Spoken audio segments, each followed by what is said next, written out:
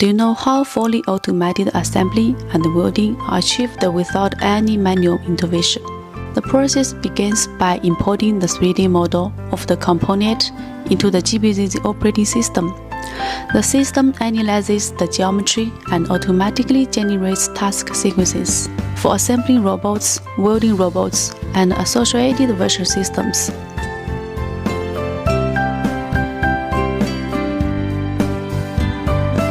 Initially, the welding robot captures high-precision images of the steel profile to extract the dimensional and positional data, which is then fed into the GBZ system.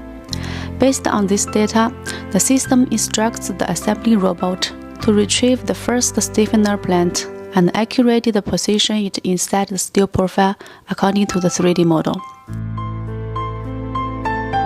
Once the placement is verified, the welding robot performs initial tack welding.